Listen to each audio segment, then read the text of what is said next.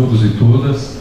É com muita satisfação que eu dou início à 8ª Semana de Economia da UFABC, uma semana intitulada Desafios da Economia Brasileira e Novas Perspectivas de Desenvolvimento.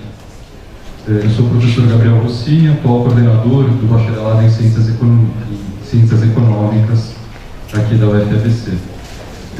Antes de fato, a gente começar, não é? Com o professor Rafael Pucci, que eu já vou apresentar em seguida, eu gostaria de chamar a atenção que essa semana, assim como as demais, é uma semana muito especial, né? Dentre outras coisas, porque ela conta com o protagonismo de parte dos estudantes do BCE, sobretudo o pessoal vinculado ao centro acadêmico, ao CAS. Um protagonismo que evidencia a capacidade dos nossos alunos de reflexão, de organização e de tocar uma atividade com essa magnitude. Eu não sei se todos tiveram acesso à programação completa da semana, mas logo eu vou dividir ela com vocês. E uma atividade que, dentre outras coisas, ela configura uma das atividades de extensão mais relevantes do nosso curso, né? Ou seja, uma atividade que claramente envolve a participação da comunidade externa de diferentes formas, por meio da participação presencial e também por meio da participação remota. A atividade está sendo transmitida ao vivo, não é, por meio do canal do YouTube do CAS, e os vídeos resultantes dessa atividade também vão ficar disponíveis para quem quiser assistir em um outro momento. Tudo bem? A Semana de Economia, ela começa hoje, dia 19, vai até o dia 23. Hoje, na mesa de abertura, né, uma mesa intitulada Brasil, uma economia sustentável, o conto do ouro amazônico, uma discussão que vai ser conduzida pelo professor Rafael Pucci, né? Essa é a nossa mesa de abertura. Em seguida, amanhã, nós temos uma mesa cujo título é Economia Solidária e MST, a reforma agrária como passo do desenvolvimento econômico, que vai contar com a participação dos professores Yamila e o professor Isaías Albertini, não é? Amanhã de manhã a gente também tem um curso com o professor Maximiliano, um curso sobre R. À noite a gente também vai ter um curso com o professor Maximiliano e também um mini curso intitulado Pesquisa em Microeconomia do Desenvolvimento, com as professoras Ana Fava e Mônica Kuahara. Na quarta-feira de manhã a gente tem uma palestra chamada Função do Estado como irradiador do desenvolvimento. Essa palestra ela vai ser dada pelos professores Ramon Garcia Fernandes e pelo professor Gilberto Marigoni. Na quinta-feira de manhã, temos um mini curso sobre R, mais uma vez, dessa vez com o professor Ricardo Buscarioli. E à noite, uma palestra, a seguinte palestra: Desemprego, Precarização e Informalidade, uma análise das desigualdades raciais na sociedade brasileira, que vai ser dada pelo nosso professor Ramatiz Jacino e pelo professor Denis de Oliveira. E também, à noite, às 7 horas, um mini curso, mais uma vez, com o professor Ricardo Buscarioli, um mini curso sobre R. Tá? Fechando a semana, nós temos duas palestras. A palestra da manhã, Reformas Estruturantes, Reforma Tributária e Arcabouço Fiscal, com o nosso professor colaborador do mestrado em Economia, André Roncaglia, que também é professor da Unifesp, e o Felipe Salto. E à noite, a palestra de fechamento, intitulada Para onde vai a economia mundial?, com a professora Leda Paulani e com o professor e hoje diretor do Banco Central, Gabriel Galípolo. Eu espero que todos vocês aproveitem bastante a semana, participem de fato das mesas e dos mini cursos e não esqueçam de assinar a lista de presença. Todo mundo assinou, gente? Né? Então, tem um QR Code lá em cima. Quem por acaso não pegou o QR Code e não preencheu o formulário, faça isso, porque depois a semana vai possibilitar um certificado de extensão que vai computar nas horas de extensão necessárias para vocês integralizarem o curso. Tudo bem? Quem não fez isso, então, por favor, faça. E mais uma vez, não é? Então, mais uma vez eu chamo a atenção que a gente começa a nossa 8ª Semana de Economia com a palestra do professor Rafael Pucci, não é? Cujo tema é Brasil, uma economia sustentável, o conto do ouro amazônico. O professor Rafael, ele fez graduação em economia na FEA USP, fez doutorado no INSPER e pós-doutorado no INSPER. Hoje, ele é professor de economia da FEA USP. Rafael, mais uma vez, muito obrigado por você estar aqui com a gente e seja muito bem-vindo à nossa universidade. Espero que esses encontros sejam frequentes. Obrigado. Bom, gente, vou levantar. Eu, como professor Gabriel já comentou, meu nome é Rafael, sou professor da Universidade de São Paulo, de Economia. Fiz minha graduação lá, fiz doutorado e pós-doutorado no INSPER. Entre uma coisa e outra, eu trabalhei na PUC do Rio, num centro de pesquisa sobre política ambiental, chama CPI. E lá também eu aprofundei um pouco em algumas coisas que a gente vai ver aqui hoje. E aí eu pensei em dividir a palestra. Obviamente, muito obrigado pelo convite, professor Gabriel, pessoal do Centro Acadêmico, muito obrigado. Parabéns pela iniciativa, é muito legal ver isso acontecendo, esse monte de palestras, esse monte de gente passando conhecimento e ver que a sala cheia, assim, é muito legal mesmo. Para mim é um prazer poder ver tanta gente reunida aqui para mim falando durante 1h30. Eu sei que é difícil, mas a gente vai conseguir. Então eu agradeço imensamente a presença de vocês. Agora sim, sobre a palestra eu pensei em dividir ela em 2 partes. A gente vai falar muito sobre a Amazônia. É um pouco inevitável, quando você quer falar de economia sustentável, desenvolvimento sustentável, precisa falar de Amazônia. Só que talvez nem todo mundo saiba tudo sobre a Amazônia, então eu resolvi fazer uma primeira parte de contextualização, um panorama bem geral, sem aprofundar em nada, mas dar um contexto sobre o que é a Amazônia, o que se sabe, os problemas, caminhos, soluções que a gente conhece hoje. E depois, na segunda parte, eu vou aí sim aprofundar na pesquisa que eu fiz com a minha coautora Leila Pereira, que é pós-doutoranda no INSPER, que é especificamente sobre mineração ilegal de ouro na Amazônia e como isso se relaciona com o crescimento da violência recente na região. Então, vamos lá. Sem demorar muito mais, deixa eu só colocar os comentários, eu não perco agora. Então, vamos lá. Bom, a Amazônia, quando a gente fala de Amazônia, quando a gente vai falando de Amazônia hoje, eu estou falando de Amazônia legal, mas é importante saber que a Amazônia legal não é o bioma Amazônia, que são coisas diferentes. A Amazônia legal é praticamente 60% do território nacional, então é uma região gigantesca, a maior parte do país está na Amazônia legal.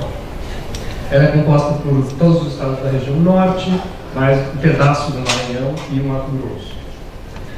E aí, quando eu falo a Amazônia legal não é só o bioma amazônico, como vocês podem ver aqui, uma parte substancial da Amazônia legal é a floresta amazônica, que a gente conhece, já deve ter visto imagens, mas uma parte grande também tem o Cerrado, que é a região do Maranhão, do Tocantins, do sul do Mato Grosso, e tem um pedacinho de Pantanal.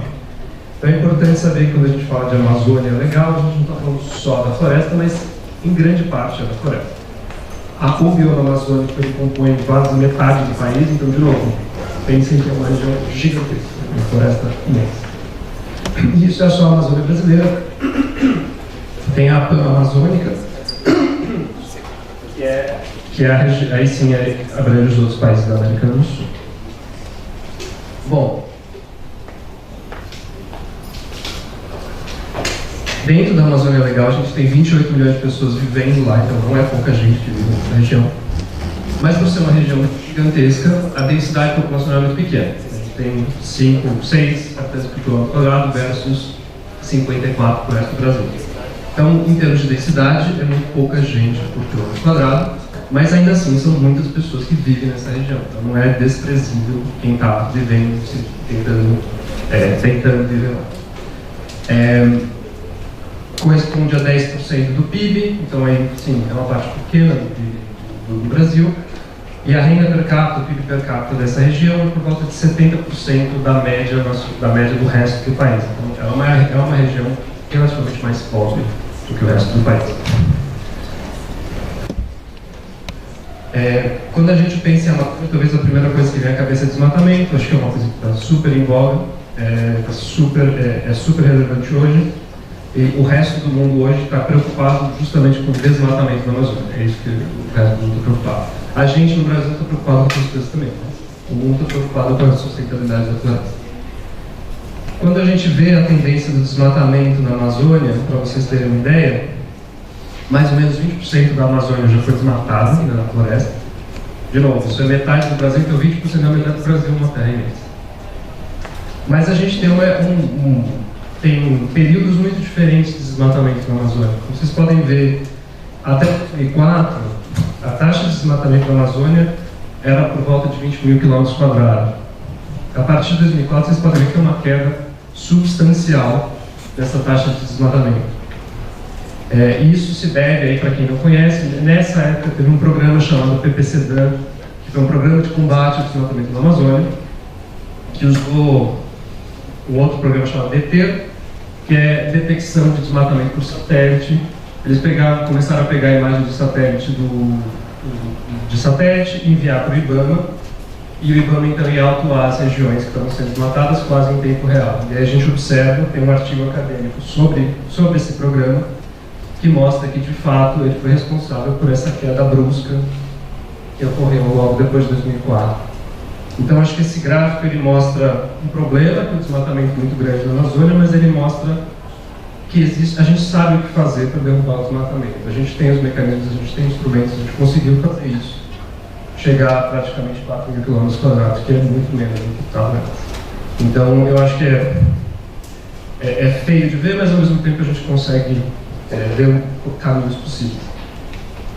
E aí vocês podem ver um outro período aqui, começando em 2013, que o desmatamento volta a aumentar, e aí está relacionado um pouco à diminuição de esforço para combater o desmatamento, então isso deixou de ser prioridade na política, e aí obviamente tem uma aceleração por volta de 2018 e 2019, que aí é uma mudança completa no que o governo pensava sobre conservação da Amazônia. Desmatamento é uma questão, mas tem diversos outros problemas que a gente tem que se atentar quando a gente fala da Amazônia. E aqui eu trouxe, a partir de agora eu vou trazer diversos gráficos e figuras que vêm de uma imensidão de discursos, de estudos, de uma iniciativa chamada Amazônia 2030. Para quem não ouviu falar, a Amazônia 2030 reúne diversos pesquisadores de diversos campos da ciência que se debruçaram sobre a Amazônia e pesquisaram sobre diversas coisas. Então, finanças públicas, infraestrutura, saúde, educação, desmatamento, violência, tudo que vocês podem imaginar. Então, para quem tiver interesse no tema, depois quiser olhar, procura pelo Grupo Amazônia 2030 e vocês vão achar, enfim, 1 milhão de coisas sobre a Amazônia nos níveis de detalhe mais variados possíveis. Aqui eu não vou aprofundar tanto, mas eu vou mostrar alguns dos resultados que esses estudos tiveram. Quando a gente olha, por exemplo, agora uma perspectiva mais de desenvolvimento mesmo da Amazônia, essa figura ela chama atenção para uma questão que a Amazônia, aqui pode ser difícil de ler, mas a fração azul escura desses dois gráficos, o da esquerda é a Amazônia Legal, o da direita é o resto do país, isso é a proporção da receita local dos municípios e estados da Amazônia por tipo de receita. Então, a maior parte vem de transferências do governo central, vem de transferências do governo federal. Isso significa que a Amazônia depende muito de transferência de recursos que vêm de fora da Amazônia. Isso fala muito sobre a sustentabilidade do desenvolvimento amazônico, porque significa que localmente a Amazônia não sustenta o seu próprio desenvolvimento, ela depende muito de recursos externos. Então é interessante de ver que tem se a gente for falar de sustentabilidade, a gente precisa pensar em como tornar a própria economia da Amazônia sustentável por si só, e não depender de transferências do governo federal.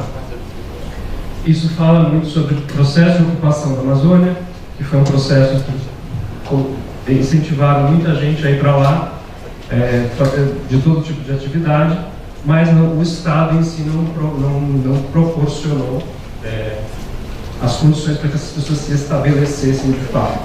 Então virou uma eterna fronteira de expansão do país e a gente vê isso quando a gente olha para esse estado das finanças públicas da Amazônia.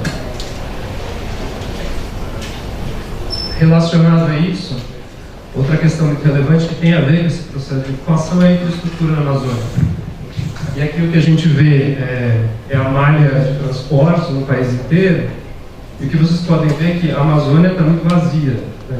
Quase não tem rodovia, tem as hidrovias, e é basicamente isso. É uma região relativamente inacessível. Isso é um desafio para prover serviços públicos, um desafio para as pessoas se deslocarem. Então, essa questão estrutural, que está relacionada com esse processo de ocupação histórico, propõe desafios para a própria Amazônia. Como é que a gente desenvolve uma região em que é muito difícil se deslocar, em que é muito difícil acessar os municípios, etc. Falando um pouco de educação, de novo, a Amazônia, se você pegar os estados da Amazônia, a taxa de escolarização, de forma geral, na Amazônia é mais baixa do que no resto do país. Eu estou repetindo aqui uma história em que a situação de desenvolvimento social econômico da Amazônia está numa posição mais sensível, mais vulnerável do que o resto do país. Então a gente vê que a taxa de escolarização é mais baixa, mas isso aqui também mostra, e aqui a gente vê 50% das 66, 72%, mas essa tabela também mostra que não é que está tudo muito pior que o resto do país. Se você olhar, por exemplo, o ensino fundamental, está parecido. Eu acho que o objetivo aqui é mostrar que tem alguns problemas, mas não é um problema generalizado. A gente consegue achar lugares em que as coisas estão piores, lugares onde as coisas não estão tão ruins, que a gente consegue atuar. De novo, é um quadro ruim, mas mostra possíveis caminhos, possíveis soluções.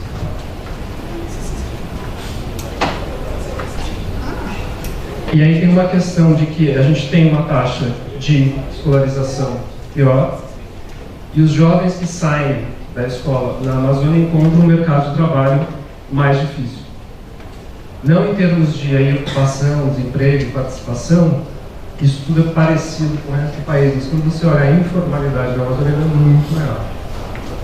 Isso mostra que tem um mercado de trabalho mais precário nessa região. E esses jovens que saem do ensino médio da faculdade e encontram esse mercado de trabalho mais precário, vão ter mais dificuldade de achar uma posição menos vulnerável.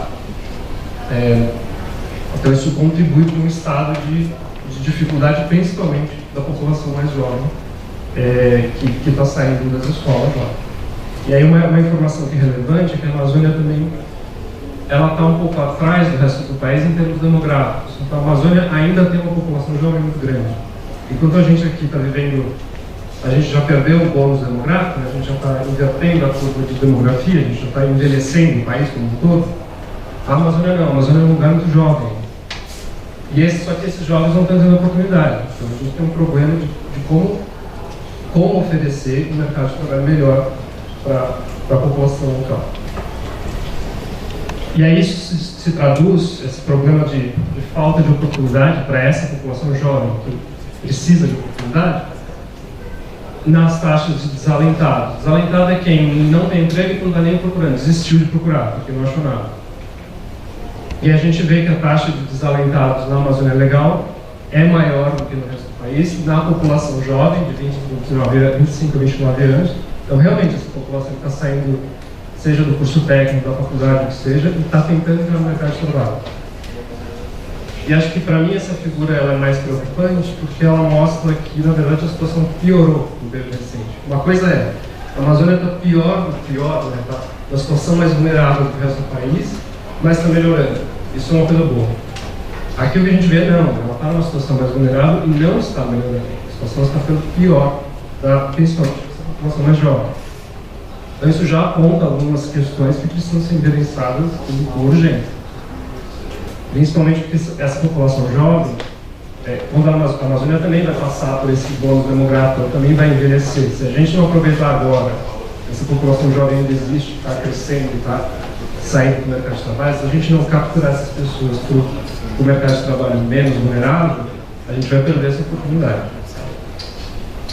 E o da direita, o gráfico da direita, que a gente chama a taxa dos nenéns, não sei se nem trabalho nem estudo. De novo, vocês veem que a situação na Amazônia é pior, porque os países têm mais pessoas que não trabalham no estudo, ou seja, são pessoas que não que estão pouquíssimas oportunidades. E nessa população mais jovem, de novo, que é um problema. Saúde na Amazônia, estou pintando isso aí, eu estou passando um monte de coisa. Se vocês absorverem, sei lá, 10% está ótimo, peguem se vocês fiquem mais interessados em tudo isso que eu estou falando. Eu só estou tentando mostrar os diversos problemas, questões e talvez soluções que a gente pode pensar para a Amazônia. Temos a expectativa de vida de novo, ela é muito mais baixa que o resto do país, tem uma heterogeneidade em poucos estados, mas de forma geral mais baixa. E o gráfico da direita mostra o crescimento dessa expectativa de vida. E a gente vê que, à exceção de Roraima e o Acre, o resto não está tendo um crescimento na expectativa de vida que nem o resto do país. Isso significa que a Amazônia não está convergindo com o resto do país. Então a situação, se isso continuar, ela vai estar sempre atrás. A gente nunca vai conseguir fazer com que essa região, que é mais pobre, mais vulnerável, alcance o nível de desenvolvimento do resto do país.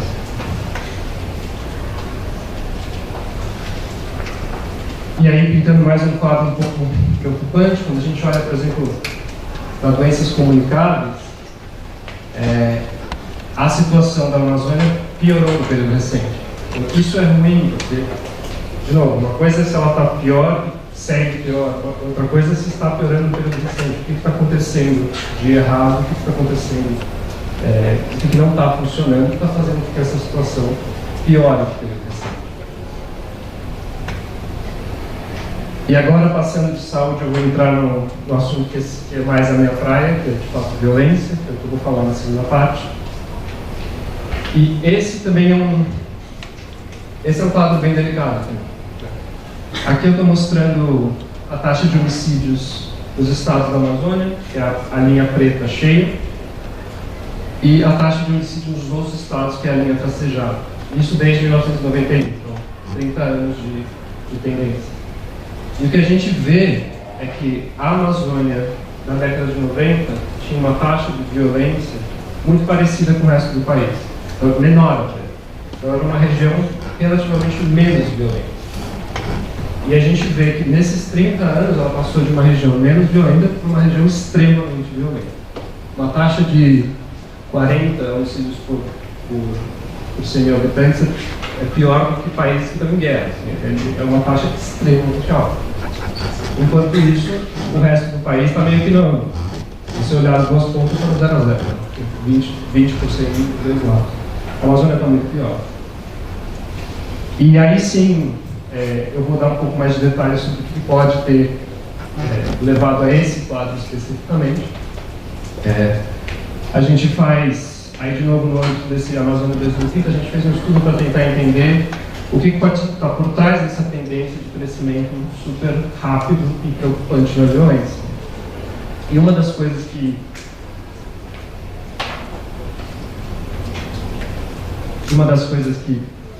é uma potencial explicação é violência relacionada a crimes ambientais. Então, como é uma região de fronteira, de expansão, tem questões de crimes ambientais relacionadas à grilagem de terra, extração ilegal de madeira, extração ilegal de ouro, que é o que eu vou falar em mais detalhes, e também tem uma quarta coisa que pode estar por trás disso, que é tráfico ilegal de drogas. E aí eu não vou entrar nisso, eu tenho um artigo com outros autores sobre especificamente como o tráfico de drogas levou, em parte, a esse aumento expressivo da violência. Isso está relacionado ao fato de que a Amazônia está no meio do caminho entre a cocaína que é produzida nos Andes e que é levada para a região sudeste e para a Europa.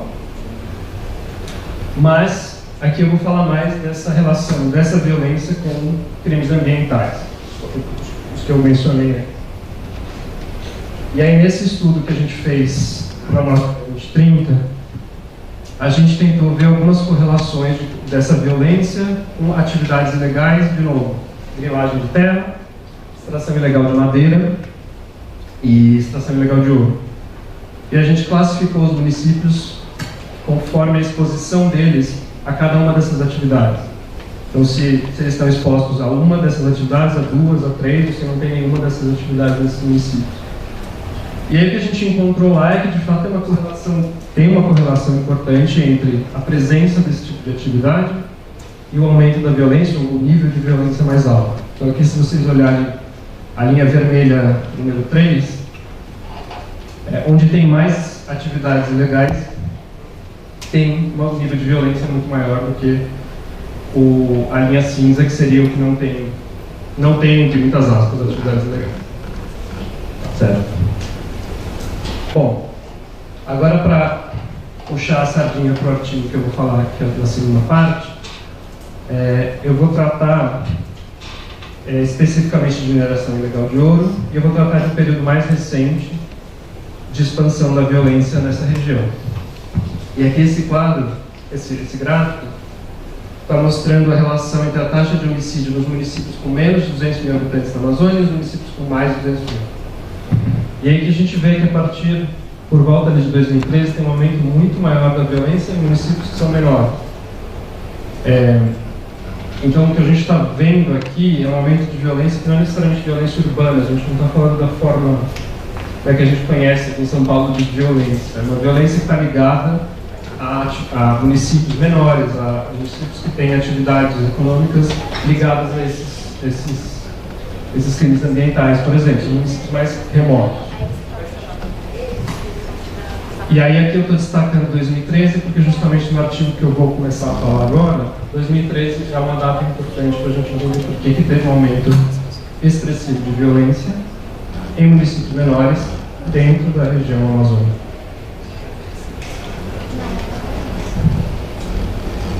Bom, eu espero, assim, eu sei que eu fui muito rápido, eu espero que esse panorama tenha dado uma ideia da situação da Amazônia brasileira.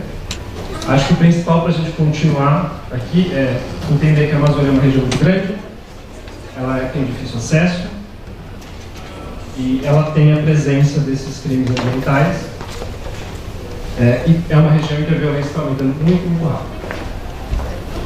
Nessa segunda parte eu vou falar desse artigo que eu tenho com a minha coautora Leila, e aí sim especificamente sobre mineração de ouro. Ele tem esse nome meio esquisito. Mas basicamente a gente vai falar sobre como que uma mudança regulatória que facilitou a mineração ilegal contribuiu para um aumento expressivo da violência no período recente nesses municípios menores da Amazônia. Mas antes de entrar aí sim no artigo propriamente dito, acho que é importante falar primeiro sobre essa violência que a gente já passou aí um pouquinho nos outros slides. Existe uma literatura em economia muito ampla que fala sobre como a violência está normalmente associada com atividades ilegais. E especialmente de exploração de recurso natural, em regiões remotas e tudo mais. E por que existe essa associação? Por que uma atividade que é ilegal pode gerar violência? Qual que é a ideia?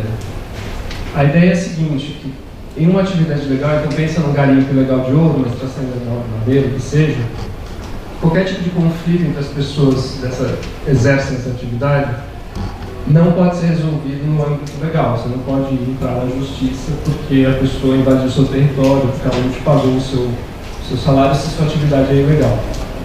Então toda essa resolução formal de conflito não existe, não é acessível para essas pessoas. A violência é uma das formas de você impor a sua decisão, a sua vontade num ambiente em que você não tem acesso a uma resolução formal. Então existe toda essa literatura olhando para isso como que o fato da atividade ser ilegal faz com que tenha mais violência.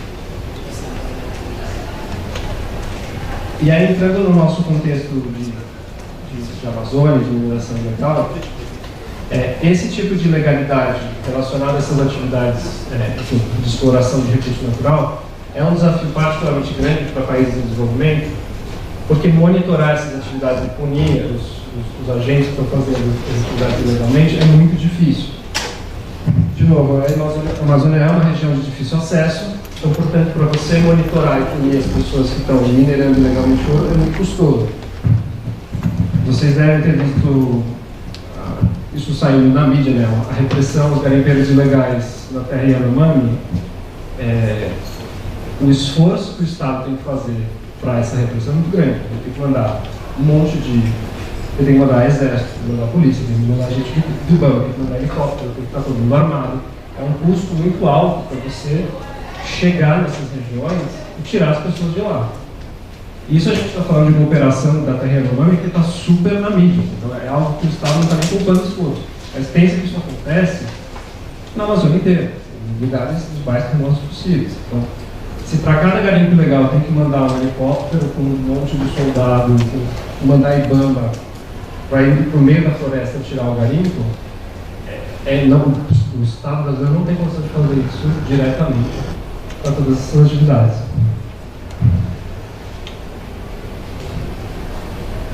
No entanto, tem alguns tipos de soluções quando o Estado não tem essa capacidade de monitorar, vigiar e punir essas atividades que estão em regiões muito remotas, muito difícil acesso. Que é o que a gente fala de centralização do monitoramento. Isso significa basicamente você atribuir para os agentes do mercado, então, compradores e vendedores de ouro, comprador de madeira, comprador de gado, essas pessoas serem responsabilizadas se elas adquirirem produtos que venham de origem legal. E aí qual que é a ideia? É que se essas pessoas são responsabilizadas, se elas têm uma ameaça de punição caso elas comprem produtos ilegais, elas têm um incentivo a não fazer isso. E a vantagem para o Estado é que o governo não precisa ir diretamente reprimir essas atividades ilegais se as pessoas que compram desses produtores deixam de comprar. Então você não precisa monitorar todos os garimpeiros da Amazônia se você está monitorando as lojas que compram ouro desses garimpeiros. E aí a outra vantagem é que o custo de monitorar as lojas é menor, porque as lojas têm muito menos lojas. Tem milhares de garimpeiros espalhados pela Amazônia, mas você tem 50 lojas que compram ouro e que podem comprar ouro e revender na região. Então é muito mais fácil monitorar 50 lojinhas do que milhares de pessoas extraindo ouro. Então a ideia de descentralização é justamente atribuir responsabilidade a alguns agentes na cadeia produtiva, e esses agentes ajudam a monitorar e a reprimir, né, não comprar produtos ilegais.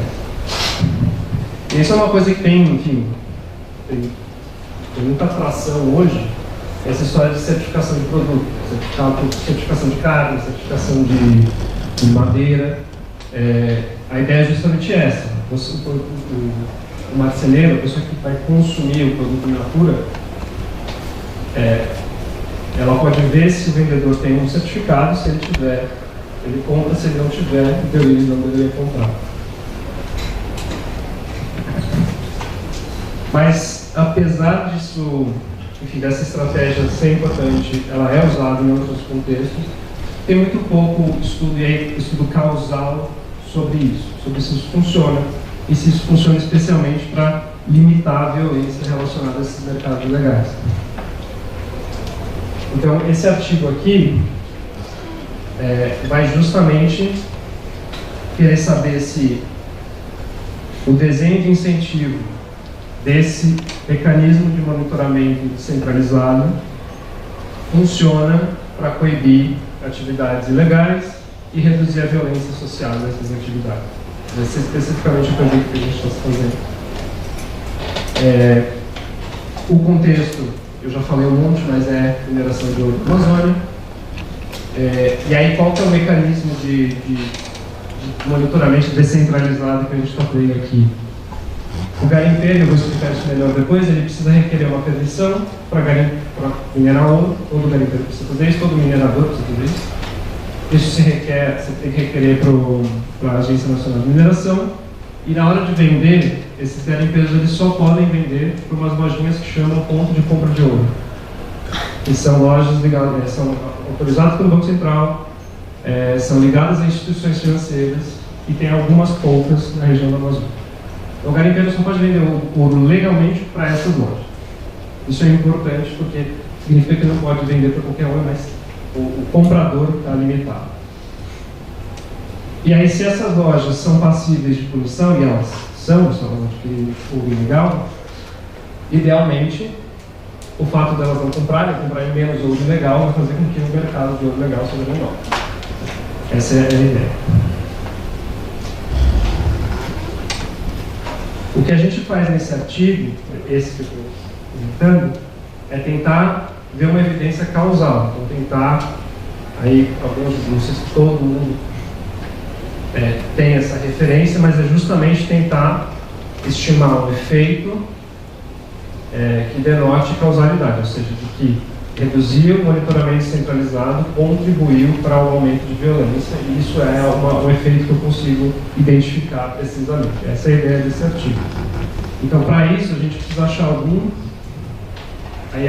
mudança, algum choque, no caso é uma mudança regulatória, e aí tentar identificar grupos de tratados e controle, né? Aquela ideia de tentar comparar observações que sejam comparáveis. Enfim, eu posso pegar qualquer município da Amazônia e comparar com qualquer outro, porque eles podem ser muito diferentes.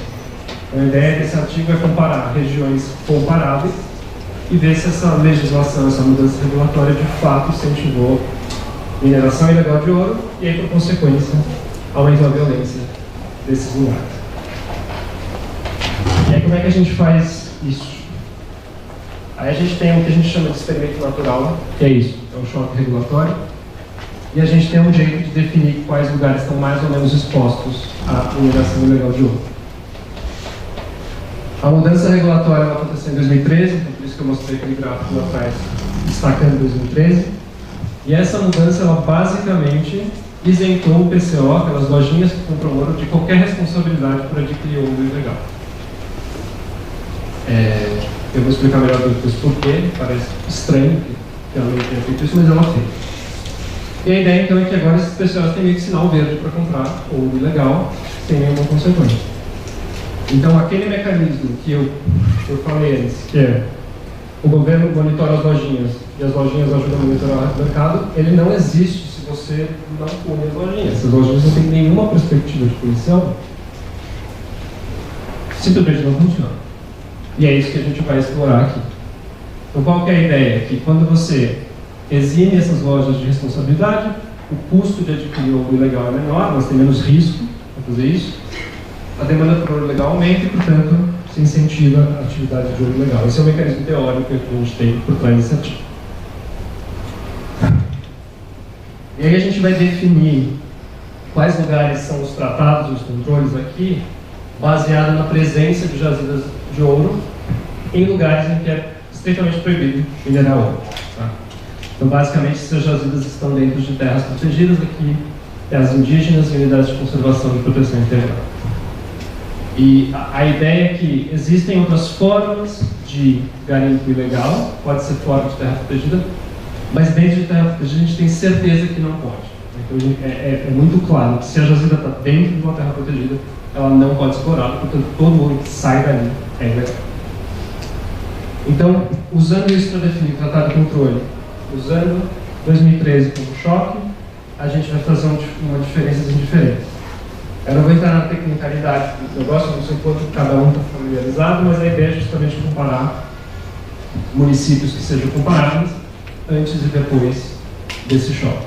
E aí ver qual foi a diferença no nível de violência entre esses municípios, e a gente vai falar que essa diferença é o efeito causal da mudança de regulação. E aí o que a gente encontra é que, basicamente, reduzir esses incentivos para monitoramento descentralizado, leia-se, você eximir as lojinhas de qualquer responsabilidade, aumentou o garimpo ilegal de ouro no Amazonas e levou a um aumento expressivo na violência associada a esse tipo de atividade. E aí a gente dá uma detalhada nesse efeito para ver que se de fato isso está afetando pessoas que faz sentido afetar. E de fato as principais vítimas vão ser homens, os homicídios vão acontecer fora de casa, por arma de fogo, por arma branca. A gente faz alguns testes que aí, no meio mais acadêmico, a gente chama de teste de placebo, né? A gente tenta ver se coisas que não deveriam ser afetadas por essa mudança foram afetadas. E se foi, então talvez a gente esteja fazendo alguma coisa errada. Então a gente olha, por exemplo, em lugares que estão expostos à mineração de outros minerais garimpáveis, então pensa diamante, cassiterita, o que quer que seja. se esses lugares tiveram um aumento da violência. Se isso aconteceu, então talvez não tenha sido a regulação, tenha sido outra coisa.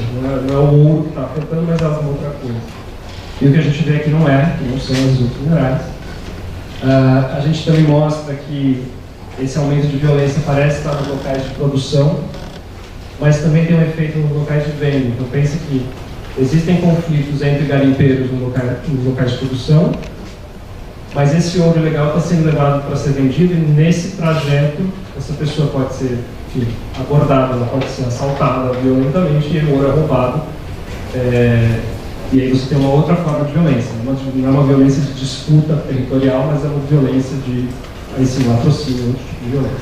E a gente vê que talvez isso esteja acontecendo também. Então a legislação tem um efeito meio que duplo. E por fim, a gente não vê que esse efeito acontece em garimpo que é ilegal, mas está fora de terra protegida.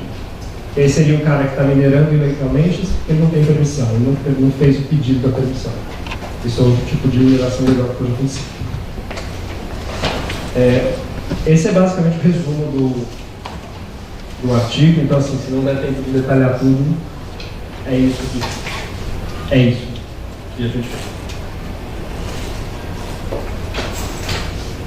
Esse slide aqui eu não vou dar detalhes, mas isso aqui é toda essa literatura que eu estou mencionando.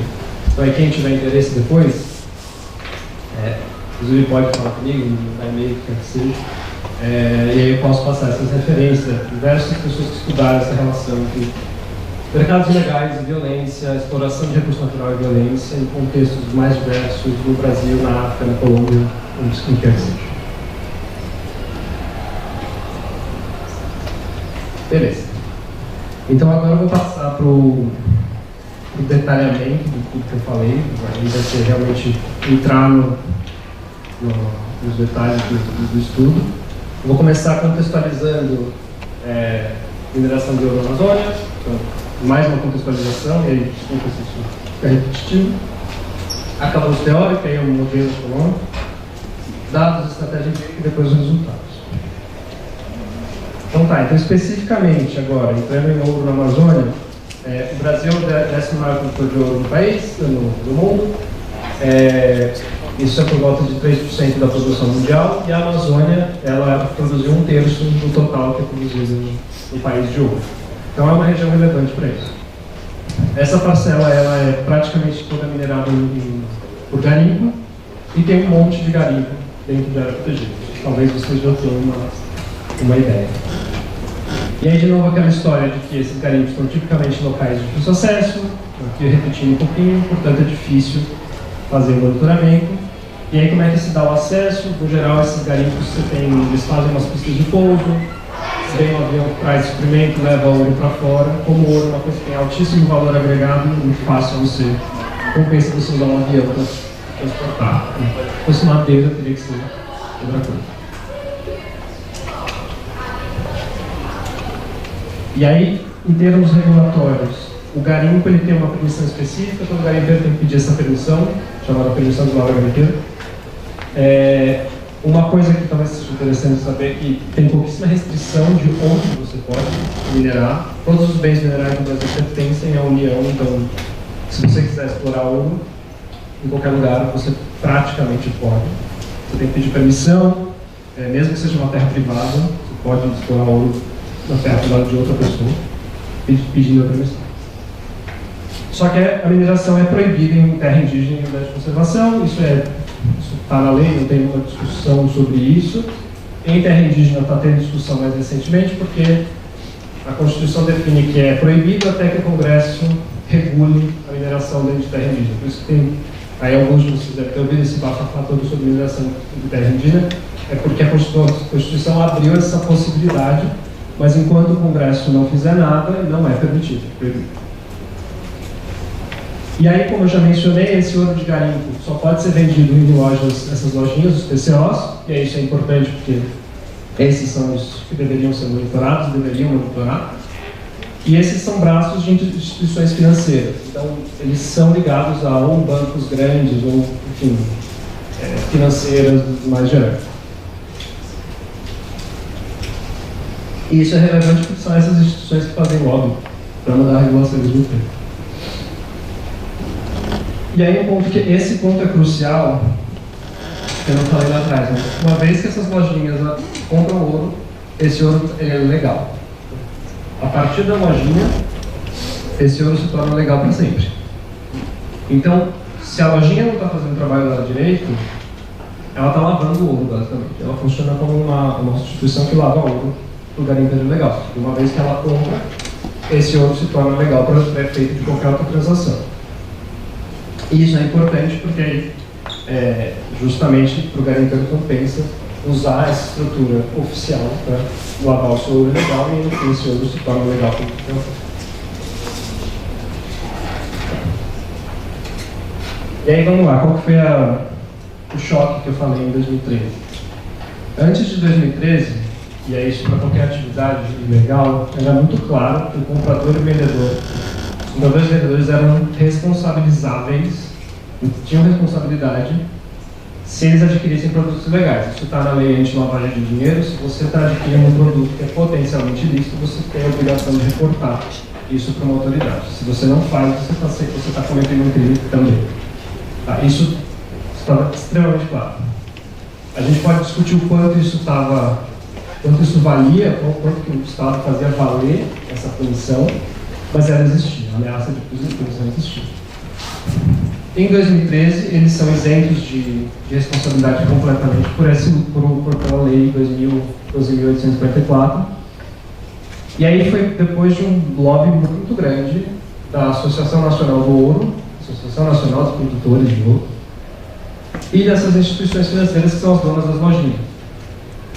E aí vocês podem imaginar por quê, porque essas instituições não querem estar expostas ao risco de serem implicadas em algum processo legal, porque elas adquiriram ouro ilegal. Ao fazer isso, você lava as mãos dessas instituições financeiras. E aí a gente mostra, no artigo a gente mostra que antes da lei houve punições a essas instituições e depois a gente vê o judiciário, os juízes usando essa lei para eximir essas compradoras de responsabilidade. Então parece sim de fato ter funcionado para essas instituições. E aí uma curiosidade é que isso foi o STF revogou, né? ele revogou esses artigos que eu estou falando aqui, essa desregulamentação que eximiu de responsabilidade. Mas isso foi muito recente, em 2023, justamente por toda a polêmica relacionada ao garimpo de ouro na terra romana e tudo mais.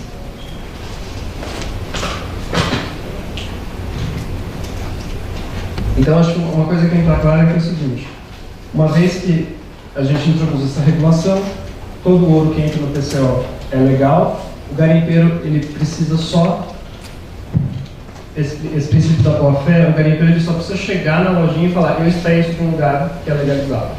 É literalmente isso que ele precisa fazer. E o comprador ele pode só acreditar. É isso que está escrito na legislação. Então, basicamente, você está dizendo que o comprador ele pode comprar o que ele quiser e se o Estado quiser punir alguém, ele tem que ir até o garimpeiro. E aí, de novo, tem aquele problema. Porque ele tem que monitorar um monte de garimpeiro é muito mais difícil.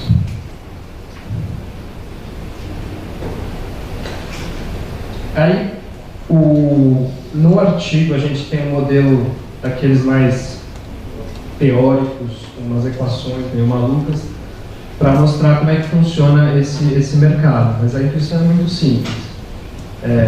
Esses compradores, aí pensando no comprador genérico, ele pode comprar ouro legal ou ilegal, ele faz isso pensando no preço e no risco de ser punido quando ele compra ouro ilegal. E o vendedor ele enfrenta uma decisão parecida. Ele decide minerar legal ou ilegalmente, de novo tem um risco de punição, e ele também está olhando qual que é a demanda dessas lojinhas por cada tipo de ouro. E aí no fim o que a gente mostra é que quando tem uma diminuição do risco desses caras aqui, aí você aumenta muito a demanda por ouro legal e no fim a gente chega em mais conflitos, mais violência, mais disputas.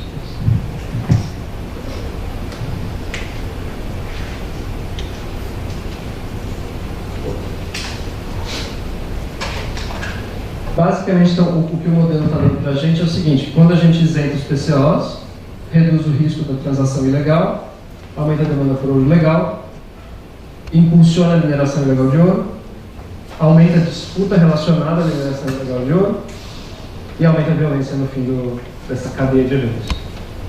E aí eu coloquei asterisco no 3 e no 5, porque basicamente o que a gente consegue fazer no artigo é olhar para essas duas coisas. É muito mais difícil olhar em termos de identificação causal para esses outros efeitos. Não tem uma medida muito clara dessas outras coisas. Então a gente vai medir basicamente quanto que afetou a mineração e quanto que afetou a violência, que são coisas que a gente consegue de fato observar.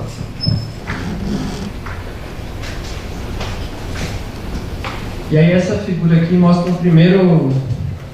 Isso aqui não é um resultado causal, mas é uma descrição do que parece ter acontecido nesse período. Isso aqui é a quantidade de ouro que é vendido para as lojinhas, que está associado a uma permissão, ou seja, que foi declarado como vindo de uma área com permissão, dividido pela área desmatada dentro dessas áreas de permissão. E aí, porque desmatamento é um indício de atividade de mineração. Então, basicamente, o que isso aqui dá para a gente é uma produtividade do mercado legal de ouro. Então, vocês podem ver o mercado legal de ouro teve um aumento incrível de produtividade em 2013. Isso é muito improvável de ser de fato um aumento de produtividade, nada aumenta a produtividade do dia para a noite. O que está acontecendo aqui é que o que está sendo declarado como ouro legal, na verdade, está vindo de garimpos ilegais, e aí parece que você tem uma produção imensa de ouro legal, mas na verdade isso é só lavagem de ouro. Tá? Então isso aqui é uma primeira evidência de que tem um aumento significativo na lavagem de ouro, o que significa que deve ter aumentado muito a mineração ilegal de ouro nesse período. E aí é especificamente em 2013, que é o ano que muda a regulação. Então, tudo isso são indícios fortes de que tem alguma coisa acontecendo. Bom, o que a gente usa para esse estudo em termos de dados? Tem informação sobre as jazidas de ouro, a localização de jazidas de ouro sobre o serviço geológico. Então é georreferenciado, a gente consegue dizer exatamente onde elas estão. A gente tem a localização. A gente tem a localização das áreas protegidas, isso vem da FUNAI, do Ministério do Meio Ambiente. A gente tem violência aí do DataSUS, homicídios por 100 mil. E área desmatada por garimpo de ouro especificamente, isso é uma informação do MAP Biomas, que é uma instituição que usa dados de satélite para medir mudança no uso da terra no Brasil inteiro. E eles mapeiam também mudança do uso da terra por conta de garimpo de ouro. E é isso que a gente vai usar para medir mudança na atividade ilegal. E aí tem uma questão aqui nesses estudos de ilegalidade, que é sempre um problema, que é como é que você mede uma atividade ilegal. Se ela é ilegal, você não tem nenhuma medida. Por isso que a gente tem que usar alguma coisa que indique mineração ilegal de ouro, dado que não tem a produção nacional de mineração ilegal. Isso não existe.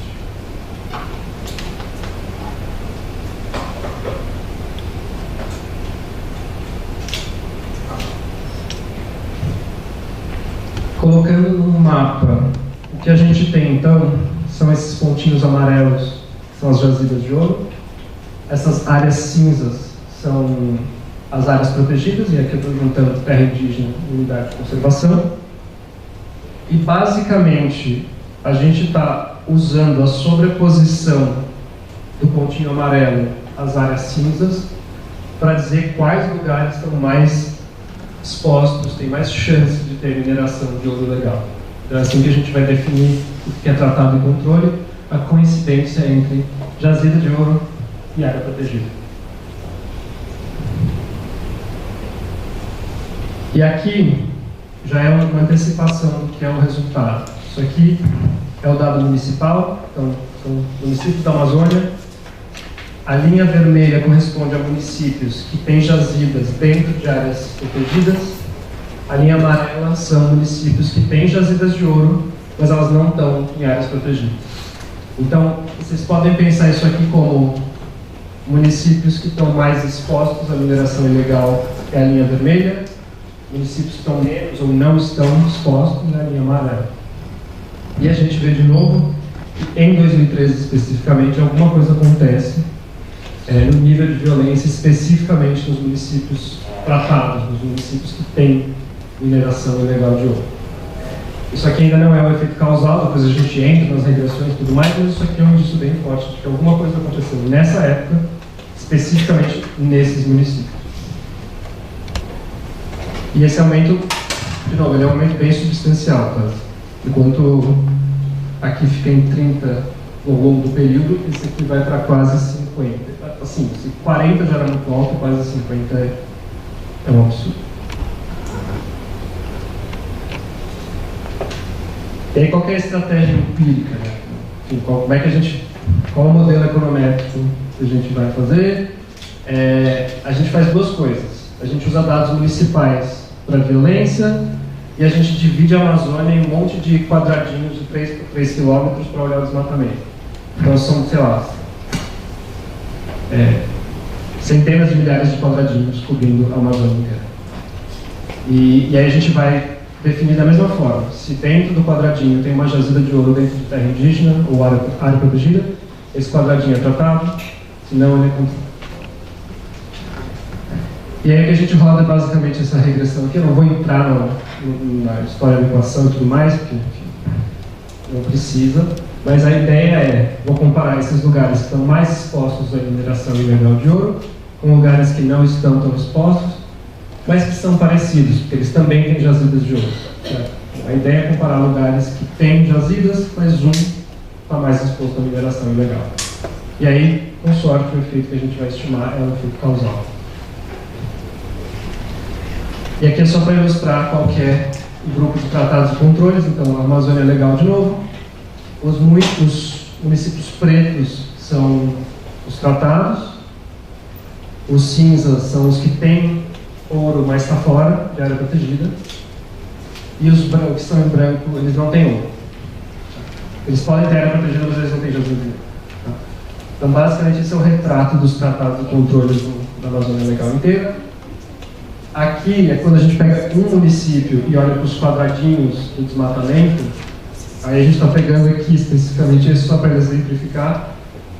Esse é o dado no nível do quadradinho. Então, para a Amazônia inteira, a gente tem quadradinhos pretos que são os tratados, quadradinhos cinzas que são controle e os brancos que não têm ouro.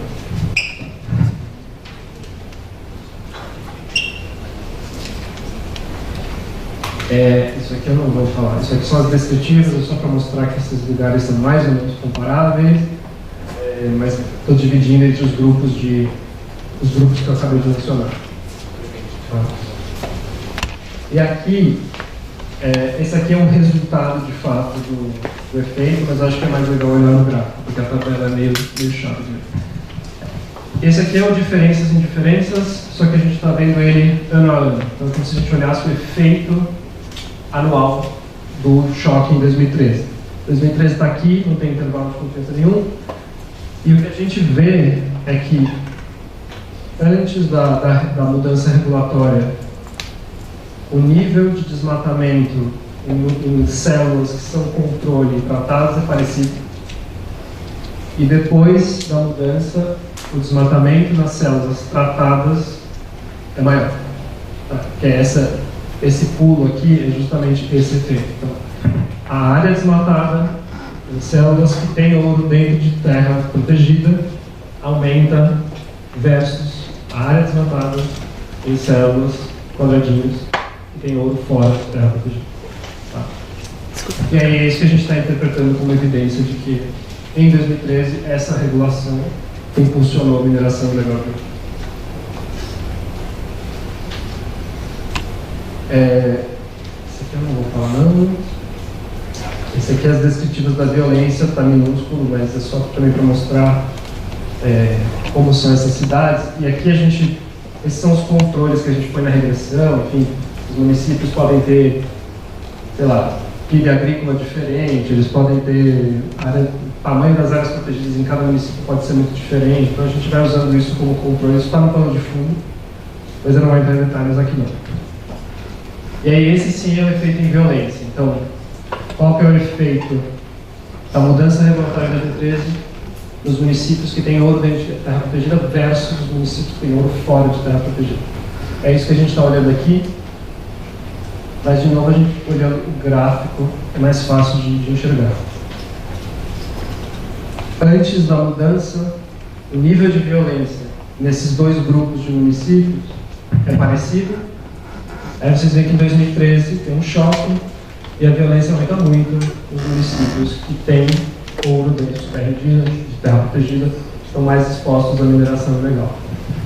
E aí esse efeito ele é bem considerável. O efeito são 10 homicídios por 100 mil, que é, sei lá, é 4 vezes, isso só é a diferença, né? A diferença são 10 por 100 mil, isso é 4 vezes a taxa de homicídio, sei lá, na Ásia ou na Europa. Assim. Então só o efeito adicional é uma taxa de homicídio que já é brutalmente gigantesca.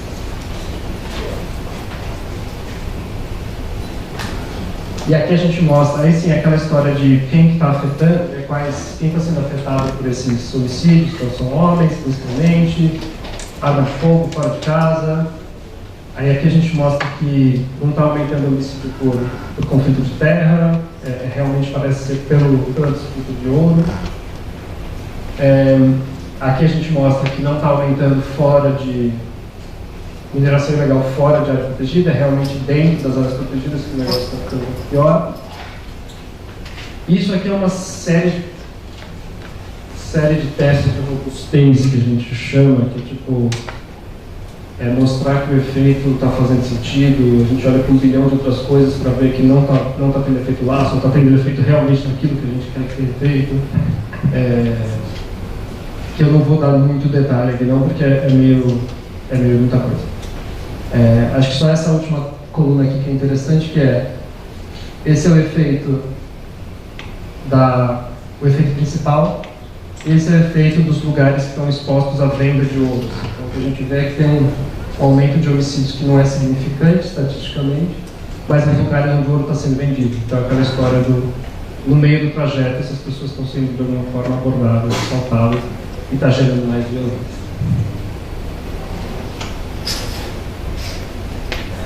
Aí aqui, enfim, violência, outros tipos de violência no Pará, então violência corporal também está aumentando, e aí diversos tipos de violência, tipo casos de estupro e casos de roubo e roubo civil de morte, também a gente vê um aumento, ou seja, parece que é uma série de crimes, uma série de violências que estão aumentando por conta dessa mudança regulatória. E aqui é um monte de outros testes que a gente vai fazendo, de novo, para mostrar que o que está sendo, o canal que a gente está explicando, o canal que a gente está propondo é o que está acontecendo. Você tira a responsabilidade da lojinha, aumenta a garimpo ilegal de ouro, aumenta a violência relacionada ao garimpo ilegal de ouro. É isso que a gente quer mostrar com precisão. E isso aqui está basicamente mostrando que não aumenta mais nada a não ser aquilo que a gente está propondo que aumenta. E por fim, acho que para fechar, isso aqui é um exercício contrafactual, então é do tipo, se não tivesse havido essa desregulamentação, qual seria o efeito, como seria a violência nesses lugares que estão expostos à mineração ilegal de ouro? Então, o fim quantas vidas foram perdidas por essa mudança regulatória? Acho que é isso que a gente quer mostrar. Então, a linha preta são os dados, é o dado mesmo, a taxa de homicídios. A azul é o que o modelo prevê, e aí vocês veem que é bem próximo dos dados, mas é feito para ser assim. E aqui a vermelha é como seria a trajetória dos homicídios se não tivesse havido essa mudança. E aí vocês veem que a diferença é bem grande. É muita gente que foi afetada por essa mudança. A gente calcula em 1.300 pessoas que morreram especificamente por causa dessa mudança regulatória. E acho que agora, caminhando para a conclusão, o que eu tentei fazer hoje então primeiro dar um panorama geral de Amazônia e depois falar sobre esse artigo especificamente. E nesse artigo especificamente a gente mostra que teve uma mudança regulatória para facilitar a vida de instituições financeiras, para reduzir o risco que elas têm de exposição ao ouro legal. Só que essa mudança aumentou brutalmente a violência em lugares que têm mineração ilegal de ouro. Então, fica talvez essa reflexão do tipo, qual que é o valor que foi dado para essas 1.300 dívidas? Foi muito baixo. Essas 1.300 dívidas não tiveram valor nenhum para quem decidiu mudar essa regulação. E aí um fato interessante é que essa regulação ela foi mudada e o debate inteiro sobre ela durou 1 minuto no Congresso. Então, assim, acho que não pensaram muito com carinho no que estava acontecendo. Bom, eu acho que a mensagem é essa, e isso sugere, aí sim, essas outras políticas públicas de certificação, então, certificação de madeira, certificação de gado. Para isso funcionar, não adianta só você ter um certificado, porque é fácil você falsificar o certificado. Você precisa ter, aí sim, a regulação e o Estado cobrando desses compradores e punindo aqueles que não seguem a lei, que, enfim, que ignoram o certificado, etc, etc. Se você não tem essa responsabilização, você, praticamente não adianta de nada você ter um sistema de permissão do certificado. Gente, era isso. Eu agradeço demais a atenção. Se tiverem perguntas, eu ouvi dizer que vai ter um sorteio agora, então eu tenho que parar, mas vai ter momento para perguntas depois. Se vocês quiserem entrar em contato comigo, sintam-se absolutamente à vontade depois daqui. Se quiserem mandar e-mail, fiquem à vontade. Estou super acessível, tá bom? Muito obrigado pela atenção, pela disposição, e é isso aí.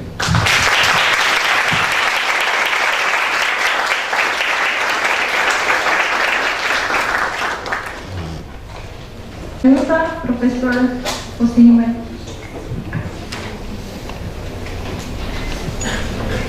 Então, gente, mais uma vez eu agradeço o professor Rafael. Ele fez mais do que uma palestra, ele fez, na verdade, uma excelente conferência de abertura.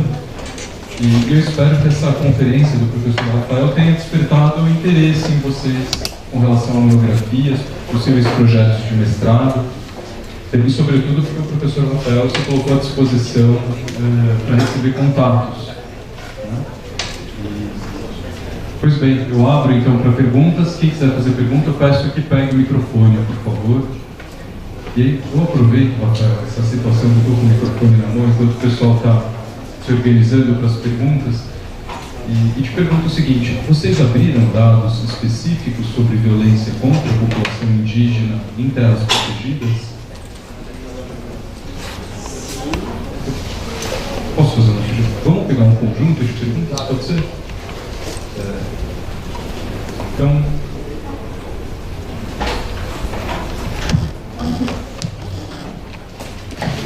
Professor, eu vou passar aqui primeiro para a Luciana. Olha, ela vai fazer uma pergunta. Eu passo aqui para ela.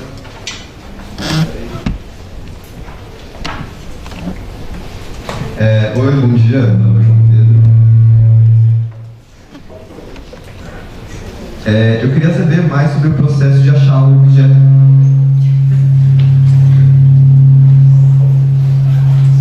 Falar mais baixo? Certo.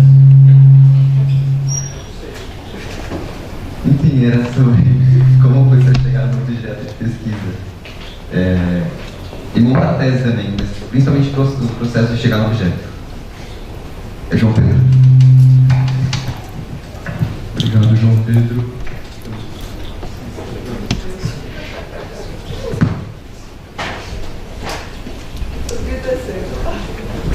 Gente, eu fiz uma sugestão para o Rafael de a gente pegar um conjunto de perguntas, 3, talvez 4, e aí em seguida ele responde e depois a gente abre mais um bloco, tudo bem?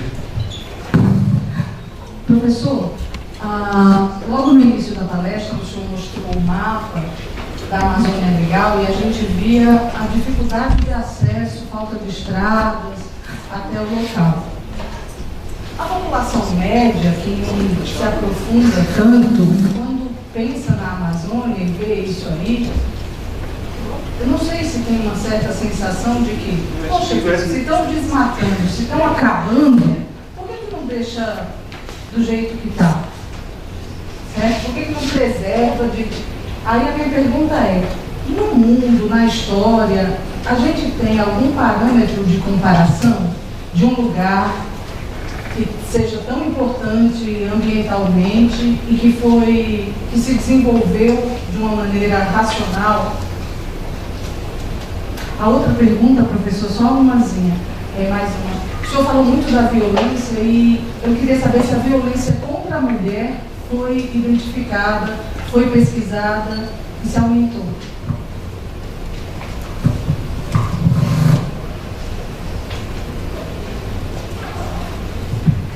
Gente, alguma outra pergunta agora? Então passamos para o professor Rafael. Bom, começar com a sua pergunta, gente. A gente olhou, ele perguntou se a gente olhou para a violência especificamente contra indígenas, né? Tem uma base de dados que é do CIMI, que é, agora eu esqueci o que é a sigla, mas é basicamente o centro que monitora a violência contra indígenas. E a gente tem, eu acho que não tem o gráfico aqui, porque o problema, entre aspas, dessa base é que são pouquíssimas observações. Tá? Então, para a gente fazer... não tem. Mas para a gente fazer o efeito aí com uma regressão, mas é difícil porque tem pouca observação. Mas no paper, no artigo, tem um gráfico da violência contra indígena e a gente vê esse aumento após 2013. Mas aí é um aumento mais descritivo, assim, né? Uma correlação, porque, enfim, são poucas observações, mas a gente vê um salto, aparentemente, nesse tipo de violência. Então dá para olhar, só não dá para fazer o mesmo exercício, mas parece que teve também. E aí tem uma outra coisa que é relacionado, que é, a gente olha, por exemplo, para a violência quando o ouro está dentro de área protegida, e a gente olha também para a violência em municípios que tem área protegida, mas não tem ouro, né? Porque pode ser que esteja aumentando de forma geral a violência enfim, populações locais que vivem nesses lugares, né? Só que a gente vê que não, de fato, o problema é quando tem ouro nessas áreas, né? Então, não é só a existência de uma área protegida. Que acho que é um pouco relacionado. Não é um aumento geral na violência contra os povos locais, é quando está relacionado com a presença do outro. E aí a pergunta do João Pedro, como é que a gente chegou nesse negócio, né? Aí. Então, como é que a gente chegou nesse objeto de pesquisa? Eu acho que, no fim, tem um processo que é muito informal, que é você ir atrás de assuntos que interessam, assim, mesmo coisas de notícia mesmo. Então, você vê alguma coisa numa notícia do tipo, está aumentando, sei lá, violência em áreas protegidas na Amazônia. E você começa a, mas por quê? Aconteceu alguma coisa? E aí você começa a cavar um pouquinho mais. Aí você vê, nossa, teve um salto enorme em 2013, 14, né? Que coisa esquisita, né? Aí você começa a pesquisar um pouco mais, começa a tentar entender os processos que levaram a isso. Aí tem, por exemplo, aquele relatório que eu mencionei que a gente fez, meio que mapeando violência versus atividades legais. No fim, ele foi um grande apanhadão de coisas sobre o que está acontecendo com a taxa de homicídio na Amazônia sob diversas óticas. Então é pegar os dados e olhar, quebrar por tipos de municípios, sabe? Você começa a cavocar para entender primeiro as correlações, assim, o que está acontecendo. Tem municípios que estão piorando, outros não. Que tipo de município é esse? Acho que tem esse trabalho que é um pouco mais informal. Na verdade, é um pouco mais... É um garimpo mesmo, assim, um garimpo de coisas. Você vai garimpando informação. Mas o começo eu diria que é super informal. É literalmente assim, você vê uma notícia que te interessa, aí você busca um estudo um pouquinho mais rigoroso, né, que não seja só a notícia, sei lá, algum relatório. Aí depois disso você vai buscar artigos, papers, etc., que aprofundam mais, e nessa brincadeira você vai abrir um monte de coisa. Eu acho que o processo é meio assim, né? Vai atrás do que te interessa, começa a ver a literatura acadêmica ou não acadêmica sobre isso, porque vai abrir, assim, uma imensidão de coisas para você.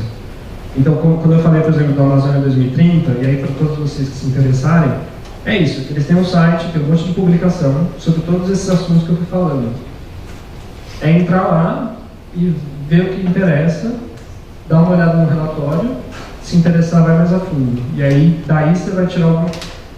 Assunto não falta, assim, não tem tanto pesquisador no mundo, não é uma profissão super, super legal. Então, não vai faltar tópico de pesquisa. Tem um monte de coisa que a gente não estudou ainda. Eu acho que é por aí. Tem que passar por esse processo mais informal do que te interessa em termos de notícia mesmo. Procurar as polêmicas. Eu acho que é isso. E aí depois também, se você quiser mandar e-mail, qualquer coisa, estou super aberto. Se tiver outras dúvidas, você me fala. E eu não peguei o seu nome. Veridiano, certo. Então tem essa questão, né, a gente mostra que tem pouco acesso e tem artigos acadêmicos mostrando que, por exemplo, você fazer estrada aumenta muito o desmatamento nas imediações. É uma evidência causal mostrando que sim, tem um efeito negativo. Então, eu concordo com você que tem que ter muito cuidado na hora de pensar nesses eixos de desenvolvimento, né, como fazer isso, porque ainda mais por ser uma região de dificílima fiscalização, você pode falar, vou fazer estrada, mas eu vou fiscalizar em volta e ninguém vai desmatar. Você pode tentar, mas não vai ser simples. Tem que ter um compromisso mesmo do Estado de vou fazer infraestrutura, mas eu vou criar os mecanismos de controle para que isso não se espalhe. Eu acho que nesse período que a gente está olhando, isso não aconteceu, né? Foi basicamente assim, vou fazer aqui a Transamazônica, vou fazer a BR-63, que é a que vai do Mato Grosso para Belém, né? E a gente vê os desmatamentos se espalhando, eles chamam de espinha de peixe. Você vê, parece uma espinha de peixe, parece de fato que é um negócio que vai se espalhando assim. Está acontecendo porque o monitoramento também não foi feito, não houve uma preocupação. Eu acho que... Só que tem uma outra... E aí o contraponto disso é como é que a gente oferece para essas populações que vivem lá possibilidades de continuarem vivendo lá, né? Que não seja dependendo da economia informal, de economias ilegais. E acho que isso passa um pouco pelo Estado ter uma presença maior, né? Poder oferecer mais coisas, poder fiscalizar mais, serviços públicos mais presentes. E para ter isso, você, por outro lado, você precisa ter acesso. Então tem de fato essa dicotomia. Em termos de exemplo assim, do que dá certo, acho que no Brasil um exemplo que deu certo é, por exemplo, o programa do DP, do PPCDAN, que é o que eu falei do combate ao desmatamento. No fim, em 2004, pelo menos na questão do desmatamento, a gente foi muito bem, assim. Trouxe a taxa para níveis que nunca tinham sido. Então, eu acho que mostra que a gente sabe o que fazer, a gente consegue fazer, tá? Já teve coisas que funcionaram. Mas esse esforço ele é permanente, assim. Porque aí depois quem desmatava descobriu que o satélite tinha uma resolução que ele não pegava desmatamento menor que X hectares. E começaram a desmatar coisas menores. Aí a política pública tem que ir lá e, então agora eu tenho que olhar num nível mais fino. É uma atualização constante.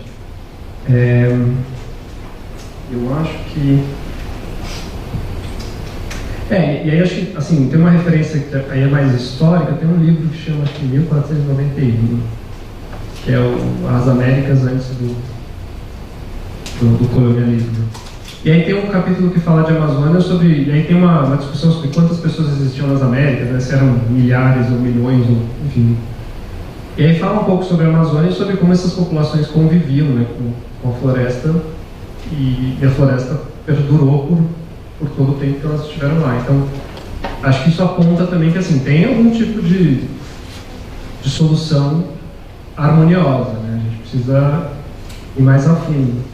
E aí acho que, de novo, nesses estudos do Amazônia 2030 tem muita coisa sobre economia florestal, integração lavoura-floresta, que são tentativas de expandir a produção agrícola que seja sem comprometer a floresta, e que isso é possível. Assim, isso é possível. E é possível produzir produtos amazônicos também. O Brasil, por exemplo, o maior produtor de castanha do Pará no mundo é a Bolívia. é um contrassenso. E ela é produzida assim, cacau também, que é uma planta que cresce super bem aqui e que é compatível com a floresta. Então, sabe, a gente poderia talvez focar nesses produtos que são da floresta e que fazem sucesso lá fora e que permitem que as pessoas vivam disso. Acho que tem esses caminhos. E acho que a última pergunta, que era violência contra a mulher, o que a gente olhou foi mais, tem uma tabela lá que era mais sobre tem estupro, que a gente olha casos de estupro, e a gente vê um aumento, principalmente estupros não letais, né? Então que a vítima não morreu. O que faz muito sentido no contexto do garimpo. É um ambiente super assim, agressivo contra mulheres. As mulheres, no geral, você tem, né, as pessoas que vão se prostituir nos garimpos, é muito comum esse tipo de situação, e aí esse tipo de crime acaba ocorrendo com muito mais frequência quando você expande essa atividade. Né? Então, especificamente sobre isso, a gente olhou esse dado.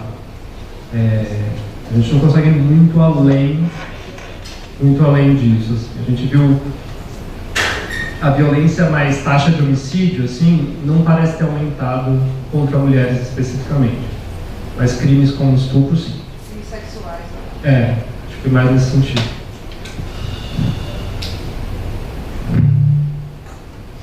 Gente, alguma outra pergunta? Tem o microfone aí em cima.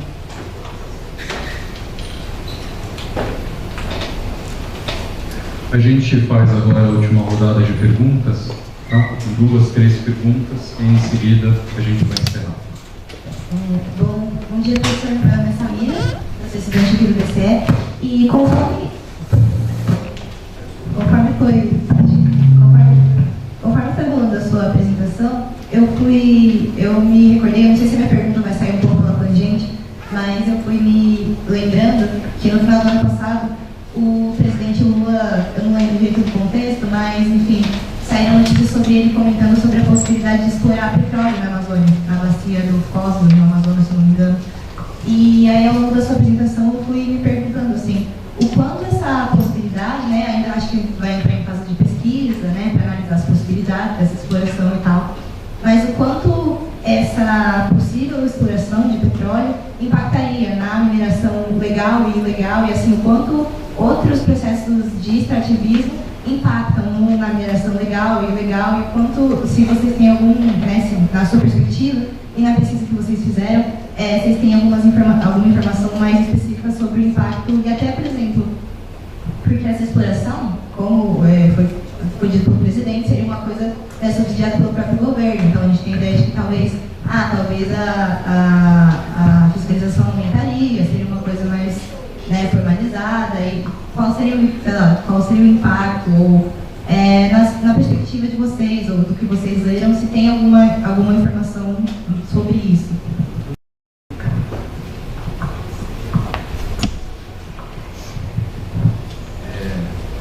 Meu nome é Lucas, a minha pergunta é um pouco mais aplicada. Eu queria saber se o senhor podia comentar um pouco mais sobre a modelagem e, mais especificamente, quais variáveis, como que é o processo para pensar quais variáveis vai ser considerado para a modelagem. Eu acredito, tanto para o tema que o senhor trouxe, quanto para qualquer tema que envolva modelagem, tem várias abordagens que podem ser feitas e várias variáveis que podem ser consideradas. Então, qual que é o pensamento por trás? Tipo, eu vou escolher essa variável, tentar na modelagem ou aquela outra. Ou vou deixar essa de lado, ou vou deixar aquela de lado.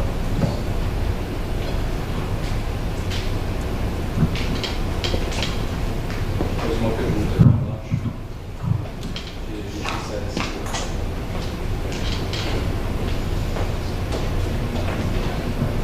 Professor, bom dia. Meu nome é Mário. Eu fiquei curioso sobre o impacto que... Eu acho que você não pesquisou isso, mas talvez você tenha alguma percepção sobre isso. O impacto do aumento da mineração em si nas economias locais. Né? Que a sua pesquisa é mais voltada para a violência, mas eu quero saber se o senhor tem algum comentário para fazer sobre isso. Obrigado.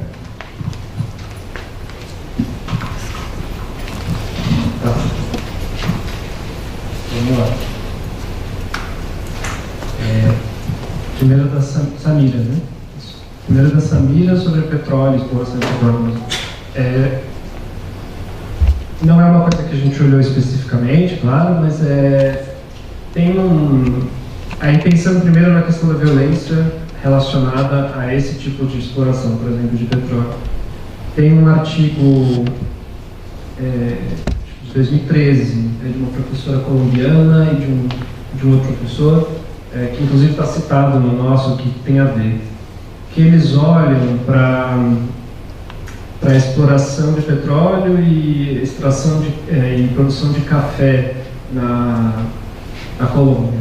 E a ideia é o seguinte, que quando a exploração é capital intensiva, o argumento deles é esse, quando tem muito capital, que seria o petróleo, pode aumentar a violência, porque e aí pensando numa violência de expropriação mesmo, grupos quererem dominar, sei lá, extorquir a refinaria, né, para ganhar rendas em cima disso. E enquanto que quando é intensivo em mão de obra, que seria o café, esse efeito não existe muito, porque aí não tem um ganho claro de você se apropriar, no fim não tem essa renda adicional do capital, né? E aí ela mostra que quando aumenta, ela usa o preço do petróleo e o preço do café para mostrar que quando é capital intensivo e o preço aumenta, você tem mais conflitos violentos relacionados a essa atividade. Então tem aí um canal possível que isso possa ter um impacto negativo à própria exploração, né, de petróleo, em termos de violência especificamente. E eu acho que aí outra parte dessa pergunta é que sim, a própria exploração, né, você incentivar a exploração de uma coisa pode abrir, porque no fim você vai levar infraestrutura para esse lugar, né, você vai levar estrada, você vai levar acesso, e aí volta para a pergunta da Viridiana, né, que tipo, quando você faz isso, você abre espaço para essas outras atividades ilegais. Então, sim, pode ter um efeito multiplicador, de certa forma, né? Que aí eu não vou conseguir te dar uma referência mais específica sobre isso, mas com certeza é algo que poderia ser estudado, inclusive pensando na mineração, né? Quando você pode até pensar, quando abre uma mineração, um garimpo de casterita, será que abre um lado de ouro e aí você tem esse efeito multiplicador? Isso é algo que, em princípio, até daria para ser estudado no Brasil, porque a gente tem dados sobre isso, assim, até bem abundantes. Mas eu acho que tem, sim, um canal aí de efeitos negativos, além do impacto ambiental, né, que isso acho que é outra discussão, mas para esse impacto mais socioeconômico. Por outro lado, e também essas atividades, quando elas são mais organizadas, então pensando em mineração industrial, a nossa sensação é de que tem menos esse problema de violência, por exemplo. Porque é uma coisa muito, né, é um agente muito forte, né, uma empresa muito grande, então essa violência de disputas pessoais vai ser mais difícil. Mas aí tem paper que mostra que, por exemplo, ele analisa a mineração na África, no continente africano inteiro, e essa questão da extorsão, né, grupos rebeldes extorquindo mineradoras, né, e aí gerando violência, ou dominando minas para, enfim, ganhar renda em cima disso. Pode acontecer, se o Estado não conseguir garantir a segurança local, pode descambar para uma coisa mais violenta mesmo. Então, acho que sim, acho que é excelente, assim, uma excelente pergunta, é uma excelente pergunta, porque isso no geral não está sendo considerado, né? A gente está falando do impacto ambiental, isso está muito na cara, mas e os outros, né? Impactos socioeconômicos. Eu acho muito importante. Lucas, a escolha de variáveis, aí você está pensando nos controles ou na própria variável dependente também? Eu acho que assim, eu não tive tempo de passar sobre tudo, tem um tabelão ali com as variáveis, mas a ideia é a seguinte, a gente quer garantir que esse aumento de violência não está relacionado com outras coisas que explicam violência que podem estar mudando nesse mesmo período. Então a gente vai atrás de algumas coisas que também estão correlacionadas com violência. Por exemplo, PIB per capita, né? Renda per capita, as pessoas ficarem mais ricas, o município ficar mais rico, pode ter um efeito tanto positivo quanto negativo na violência. Então isso Isso é algo que a gente deveria considerar, deveria controlar, colocar na regressão. Outra coisa é a mudança de composição do PIB, tipo, o município for menos agrícola ou mais agrícola, isso também pode ter algum efeito em conflito agrário, e aí você não quer que isso aconteça. E esse efeito pode acontecer por causa da mineração, e esse é o problema, né?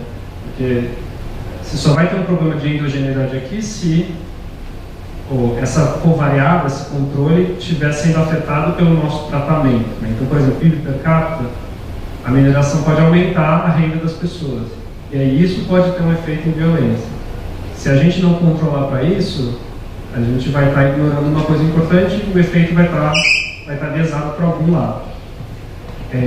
Então, acho que a ideia era mais encontrar, você vai indo atrás de variáveis que podem responder ao aumento da mineração ilegal e que podem afetar a violência. Acho que essa é o que é central. Assim. Então, vamos ver o que pode levar essas duas coisas que estão acontecendo. Então, por exemplo, até a proporção de áreas protegidas no município. Municípios que têm mais áreas protegidas podem ter mais conflitos só porque tem mais. A maior parte do município está sob proteção. Então, você tem uma correlação quase mecânica entre as coisas. Então, isso também tem que colocar para dentro. Urbanização também. A mineração pode ajudar a ter uma maior urbanização. Também tem que colocar para dentro alguma coisa que pegue esse efeito. Então, acho que o processo é meio esse. Assim, o que afeta, o que é afetado pela mudança regulatória, pelo aumento da mineração ilegal, e pode afetar a violência também. Isso tem que estar colocado de alguma forma dentro do modelo. Acho que esse é o racional. Depois, se você quiser mais detalhes, aí a gente pode conversar, eu mando para você as coisas. Mas é essa a ideia. E, Mário, a última coisa é impacto na economia local. Né? Eu falei um pouco para o Lucas que sim, isso pode acontecer. Por exemplo, PIB per capita. Né? Quando você aumenta a mineração, ilegal ou legal, quer que seja, tem um efeito negativo na violência, mas pode ser que as pessoas fiquem mais ricas, né? Porque agora tem uma atividade que sustenta, né, essas pessoas. O que a gente faz no artigo nem sei se está aqui, acho que tem uma tabela com isso. Se não tiver, aqui, ó, também. Aqui tem um pouco disso. Isso aqui é como se a gente tivesse feito o mesmo exercício que a gente fez para violência, taxa de homicídio, só que para outras variáveis. Então, suicídio e mortes no trânsito é para pegar a urbanização, é uma variável indireta. Assim, não é que a gente quer medir exatamente isso, mas a gente quer medir efeitos de urbanização, áreas mais concentradas. Mas tem o log do PIB, por exemplo. Né? Então, a gente está querendo olhar qual que é o efeito dessa regulação, dessa desregulamentação, no PIB. E aí o que a gente encontra é que não parece ter um efeito. Então, em termos de renda per capita, os municípios que têm ouro dentro de terra protegida e os municípios que têm ouro fora, não parece ter evoluído de forma diferente. Então você não tem esse efeito positivo, por exemplo. E a gente faz isso para outras variáveis, justamente porque o seu ponto é muito importante. Se a economia local está mudando, e aí relacionado ao ponto do lucro, se a economia local está mudando, a violência vai estar mudando, mas por outros motivos, que não é o que a gente está querendo cravar. Né? Então, sim, é uma pergunta super relevante. Das coisas que a gente consegue observar, a gente não vê uma mudança de melhor ou pior. Parece que esses dois grupos de município andam juntos antes e depois da lei. Certo? Acho que é isso. Gente, muito obrigado a todos e todas pela presença de vocês. Mais uma vez, muito obrigado, Rafael. Foi excelente. Começamos a Semana de Economia muito bem, né? Uma ótima conferência de abertura. Até o próximo encontro da semana.